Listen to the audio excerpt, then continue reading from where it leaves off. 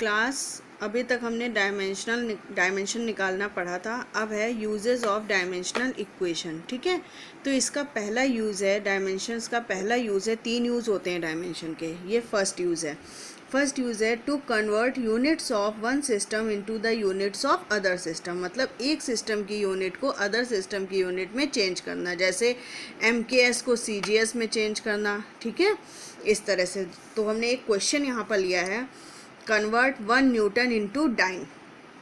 हमें 1 न्यूटन को डाइन में चेंज करना है। ठीक है, अब न्यूटन हमारी क्या है, MKS सिस्टम है, न्यूटन MKS सिस्टम है, और डाइन क्या है, CGS system.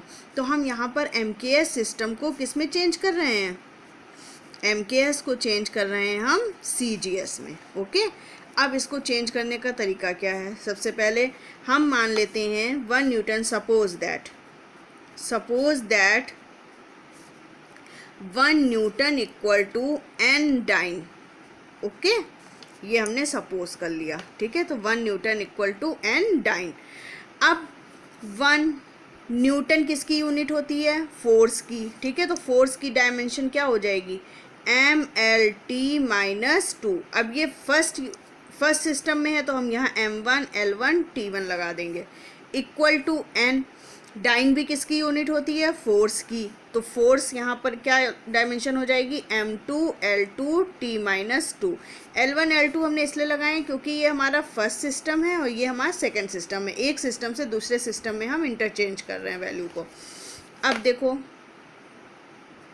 1 M1 L1 T1 - 2 equal to n M2 L2 T - 2।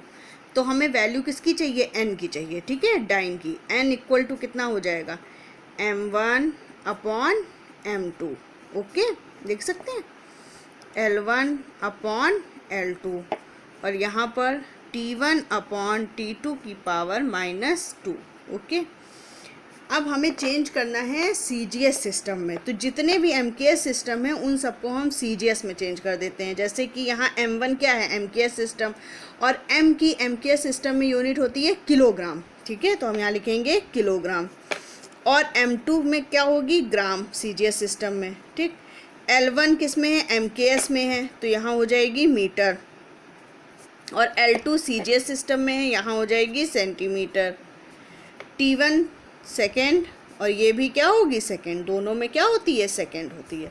Okay, अब देखो किलोग्राम को, 1 किलोग्राम को हम 1000 ग्राम में लिख सकते हैं, अपॉन ग्राम। ओके, मीटर को हम 100 सेंटीमीटर लिख सकते हैं, 1 मीटर, और ये सेकेंड तो हट जाएगा, 1 टू द पावर -2, यानी कि 1 ही रह जाएगा, इसको आप छोड़ दीजिए। ठीक, इक्वल।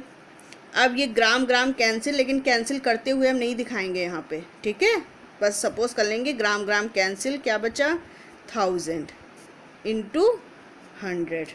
ठीक, तो n इक्वल टू आ गया 10 टू द पावर 5। ठीक, तो हम क्या लिख सकते हैं, 1 newton equal to 10 to the power 5 dyne. यही तो होता है।